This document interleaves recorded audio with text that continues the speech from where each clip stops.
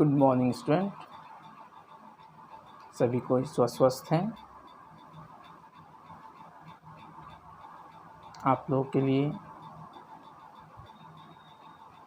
हम सारे शिक्षक, विद्यालय परिवार सभी कोई प्रार्थना करते हैं। आप लोग सब स्वस्थ रहें। आप लोग भी हम लोग के लिए, पूरे संसार के लिए प्रार्थना करते रहें। इस महामारी से सभी लोगों को बचा कर रखें। शिक्षक और छात्राओं के बीच इस कोरोना वायरस ने एक सेतु का निर्माण किया है, एक पुल का निर्माण किया है, जिसके माध्यम से हम लोग आज आपको जो भी ऑनलाइन के माध्यम से शिक्षा दे पाते हैं, आप उसे अच्छी तरह ग्रहण करते हैं। आशा है आप इसे अच्छी तरह ग्रहण करेंगे और इस अध्ययन में आप हमारा सहयोग करेंगे। तो आइए हम लोग क्लास 10th के सेकेंड अध्याय विष के दांत, जिसके लेखक हैं नलिन विलोचन शर्मा, के पिछले अध्याय में हम लोगों ने जीवन परिचय को जाना था। आज अध्याय की शुरुआत हम लोग करेंगे। तो सबसे पहले पाठ परिचय से, उसके बाद आदर्श वाचन करते के साथ साथ आपको इस पाठ का सारांश समझाया जाएगा। तो पाठ परिचय में बताया जा रहा है, प्रस्तुत कहानी विष के दांत अन्य कहानियाँ नामक कहानी संग्रह से संकलित है। अंडरलाइन कर लेंगे इसको या नोट कर लेंगे। इसमें मध्य वर्गीय अंतर्विरोधियों को उजागर किया गया है, यानी मध्य वर्गीय लोगों के बारे में और उस पर जो कटाक्ष किया जाता है उसके बारे में बताया गया है। कहानी का जैसा ठोस सामाजिक संदर्भ है, वैसा ही स्पष्ट मनोवैज्ञानिक आशय भी है। आर्थिक कारणों से मध्य वर्ग के भीतर ही एक ओर से सेन साहब जैसे महत्वाकांक्षी तथा सफ़ेद पोशी अपने भीतर लिंग भेद, यानी जो बोलते हैं लड़का और लड़की में अंतर जैसे कुसंस्कार छिपाए हुए हैं, तो दूसरी ओर गिरधर जैसे नौकरी पेशा करने वाले निम्न मध्य वर्गीय हैं, जो अनेक तरह की थोपी गई बंदिशों के बीच भी अपने अस्तित्व को बहादुरी एवं साहस के साथ बचाए रखने में संघर्ष करते रहता है। आइए हम लोग पाठ के सारांश की ओर पढ़ेंगे। और उससे पहले एक और महत्वपूर्ण बात है, यह कहानी सामाजिक भेदभाव, लिंग भेद, आक्रामक स्वार्थ की छाया में पलते हुए प्यार दुलार के कुपरिणामों को उभारती हुई सामाजिक समानता एवं मानवाधिकार की महत्वपूर्ण वानगी पेश करती है। तो आदर्श वाचन के लिए पेज नंबर हम लोग 7 को देखेंगे। सेन साहब की नई मोटर बंगले के सामने बरसाती में खड़ी है। काली चमकती हुई स्ट्रीमर इन, यानी ये गाड़ी का नाम है, जैसे कोयल घोंसले में कब उड़ जाए। सेन साहब को इस कार पर नाज है, यानी गर्व है। बिल्कुल नई मॉडल 7,500 में आई है। अंडरलाइन कर लेंगे। काला रंग, चमक ऐसी कि अपना मुंह देख लो। कहीं पर एक धब्बा दिख जाए तो क्लीनर और शोफर मतलब होता है ड्राइवर की शामत ही समझो। शामत मतलब उसका दुर्भाग्य ही आ जाएगा।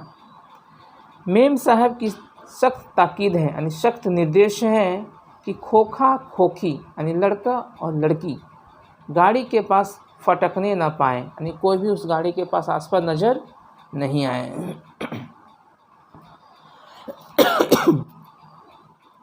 लड़कियां तो 5 बड़ी सुशील हैं, यानी जो सेन साहब की जो 5 बेटियां हैं बहुत ही सुशील हैं। 5 ठहरी और 100 भी लड़कियां। तहजीब और तमीज़ की तो जीती जागती एक मूरत है। मिस्टर और मिसेज सेन ने उन्हें क्या करना चाहिए यह सिखाया हो या नहीं, क्या नहीं करना चाहिए इसकी उन्हें ऐसी तालीम दी है। तालीम मतलब शिक्षा दी है कि बस लड़कियां क्या हैं, कठपुतलियाँ, यानी एक कठपुतली है। जैसे कुम्हार मिट्टी के बर्तन बनाने के लिए उसे जिस आकार में ढालना चाहता है, धीरे धीरे उसी आकार में उसे मोड़ता है और ढालता है। उसी तरह हमारे माँ बाप का कर्तव्य है कि हमको कैसी वह शिक्षा दी जाए, तालीम दी जाए, दीक्षा दी जाए। जिस मोड़ से बचपन से हमें मोड़ेंगे, हम उसी तालीम और शिक्षा के अंतर्गत बढ़ते नजर आएंगे। उनके माता पिता को इस बात का गर्व है, वे कभी किसी चीज़ को तोड़ती फोड़ती नहीं हैं, वे दौड़ती हैं और खेलती भी है, लेकिन सिर्फ शाम के वक्त। और चूँकि उन्हें सिखाया गया है कि ये बातें उनकी सेहत के लिए ज़रूरी हैं, वे ऐसी मुस्कुराहट अपने होठों पर ला सकती है कि सोसाइटी की तारिकाएँ भी उनसे कुछ सीखना चाहें तो सीख लें, पर उन्हें खिलखिलाकर किलकारी मारते हुए किसी ने सुना नहीं, यानी कभी उसे खुशी मन से पूरे जोश उत्साह से किसी भी आस पड़ोस के सोसाइटी के लोग उसे देखे नहीं थे। क्योंकि यहाँ आगे बताया जाएगा लिंग भेद का कैसे जिक्र है।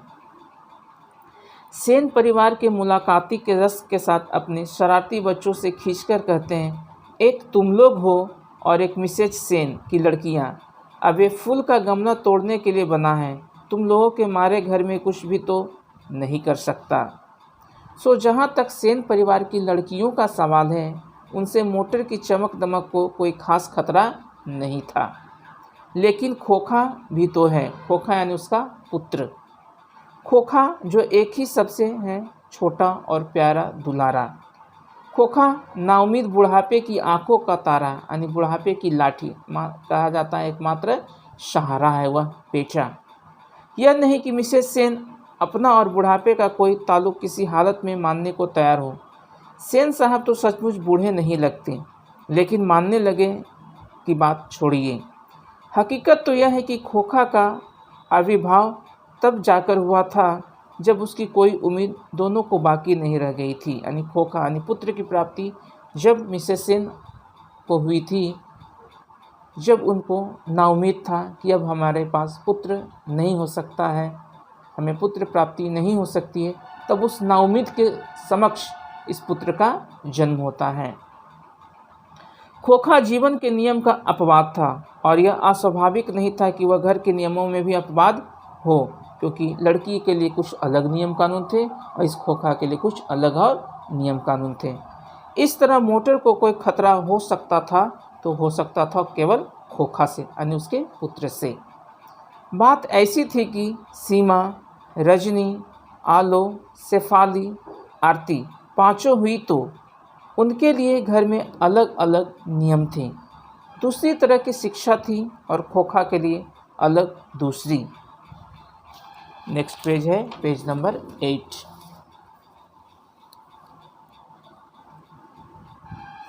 खोखा आखिर अपने बाप का बेटा ठहरा। उसे तो इंजीनियर होना है, अभी से उसे इसके लक्षण दिखाई पड़ते हैं, इसलिए ट्रेनिंग भी उसे वैसी ही दी जा रही थी। बात यह है कि खोखा के दुर्लित स्वभाव के अनुसार ही सेनों ने सिद्धांतों को भी बदल दिया, यानी सेन साहब उनके पिताजी थे, अपने सिद्धांत को बदल देते हैं। अक्सर ऐसा होता है कि सेन परिवार के दोस्त आते हैं, भड़कीले ड्राइंग रूम में बैठते हैं और बातचीत के लिए विषय का अभाव होने पर चर्चा निकल पड़ती है कि किसका लड़का क्या करेगा। यानी सेन साहब के जितने भी दोस्त लोग हैं आते हैं, अपने सेन साहब के साथ बैठते हैं और सब अपने अपने परिवार की घर समस्या को वार्तालाप के रूप में विचार विमर्श करते हैं। उसी में सेन साहब भी अपने लड़के के बारे में बताते हैं। सेन साहब मौलिकता और दूरदर्शी के साथ फरमाते हैं कि वह तो अपने लड़के को अपने ढंग से ट्रेन करेंगे, यानी अपने ढंग से सिखाएंगे। क्या कर रहे हैं आजकल की पढ़ाई लिखाई तो फिजूल है, वह तो उसे अपनी तरह बिजनेसमैन इंजीनियर बनाना चाहते हैं। अब देखिए ना, सेन साहब कहते हैं खोखा 5 साल का हो रहा है, लोग कहते हैं उसे किंडरगार्टन स्कूल, यानी जो बच्चों के लिए स्कूल होता है उसमें भेज दो, लेकिन मैं अभी यही इंतज़ाम किया हूँ। लेकिन वह पिताजी बोलते हैं उनके कि मैं अपने बच्चे के लिए, खोखा के लिए स्कूल ना भेजकर उसके लिए मैं घर में ही इंतज़ाम कर रहा हूँ कि कारखानों का बढ़ई मिस्त्री 2-1 घंटे के लिए आकर उसके साथ कुछ ठोक पीट किया करें, क्योंकि उनकी मंशा थी कि मेरा बेटा, जैसे मैं इंजीनियर हूँ, मैं कारखाना चलाता हूँ, काम करता हूँ, उसी तरह मेरा बेटा भी बने एक इंजीनियर। तो इसीलिए वह मिस्त्री को घर में ही बुला कर उसे 2 घंटे की शिक्षा दीक्षा देने की बोलते हैं, उसे कुछ ठोक पीट करके कुछ सिखाए। इससे बच्चे की उंगलियां अभी से औजार से वाकिफ़ हो जाएगी। जो औजार है, जो उपकरण है, उससे वह जान पहचान हो जाएगी। हिंदुस्तानी लोग यही नहीं समझते। एक दिन का वकाया है कि ड्राइंग रूम में सेन साहब के कुछ दोस्त बैठे गपशप कर रहे थे। उनमें एक साहब साधारण हैसियत के अखबार नवीश थे और सेनों के दूर के रिश्तेदार भी थे। साथ में उनका लड़का भी था, जो तो खोखा से भी छोटा था, पर बड़ा समझदार और होनहार मालूम पड़ता था। किसी ने उसकी कोई हरकत देखकर उसकी कुछ तारीफ़ कर दी और उन साहब से पूछा कि बच्चा स्कूल तो जाता ही होगा। इसके पहले कि पत्रकार महोदय कुछ जवाब देते, सेन साहब ने शुरू किया, मैं तो खोखा को इंजीनियर बनाने जा रहा हूँ। और वे ही बातें दोहरा कर वे थकते नहीं थे। यानी अपनी बड़ाई, अपने बेटे की बड़ाई खूब वो करते थे दूसरों के सामने कि मैं अपने बेटों को एक इंजीनियर बनाना चाहता हूँ, इंजीनियर बना रहा हूँ। पत्रकार महोदय चुपचाप मुस्कुराते रहे। जब उनसे फिर पूछा गया कि अपने बच्चे के विषय में उनका क्या ख्याल है, तब उन्होंने कहा, मैं चाहता हूँ कि वह जेंटलमैन ज़रूर बने और जो कुछ बने उसका काम, उसे पूरी आज़ादी रहेगी, या जो कुछ भी वह बनना चाहता है उसके लिए मैं उसकी पूरी आज़ादी दूंगा। सेन साहब इस तरह के शिष्ट और प्रच्छन्न व्यंग्य पर ऐंठ कर रह गए, क्योंकि यह सब बातें उनको अच्छी नहीं लगी। तभी बाहर शोरगुल आवाज़ सुनकर सेन साहब उठने लगे, तो उनके मित्रों ने भी जाने की इच्छा प्रकट की और उन्हीं के साथ बाहर आए। बाहर सेन साहब का शोफर मतलब ड्राइवर, एक औरत से उलझ रहा था, नहीं झगड़ रहा था।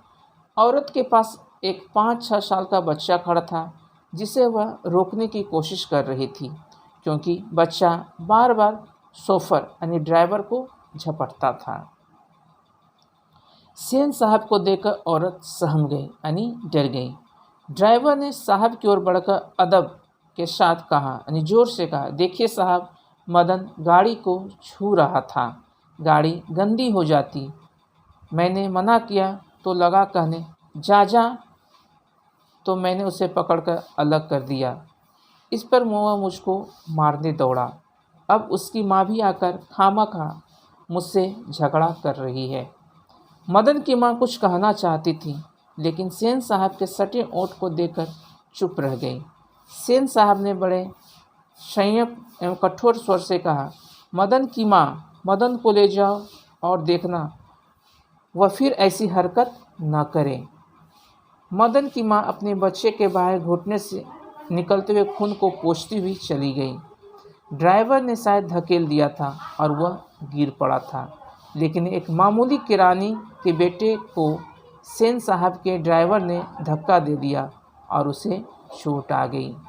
आखिर ऐसा कौन सी बात हो गई?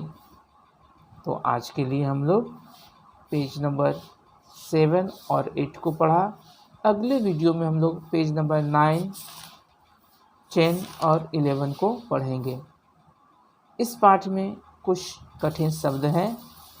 बरसाती मतलब पेट, जो बरसाती एक पहनने वाला होता है, गाड़ी को ढकने के लिए होता है। नाज गर्व, तहजीब सभ्यता, शोफर ड्राइवर, सामत दुर्भाग्य, ताकीद कोई बात जोर देकर कहना, खोखा खोखी बच्चा बच्ची जिसको बंगला में हम लोग कहते हैं, फटकना निकट आना, तमीज़ विवेक बुद्धि, तालीम शिक्षा, सोसाइटी समाज, रश्क ईर्ष्या, ताल्लुक संबंध, हकीकत सच्चाई और वास्तविकता। तो आज के लिए वीडियो में हम इतना ही पढ़ेंगे। अगले वीडियो में इसका जो शेष भाग है उसको जानेंगे और समझेंगे।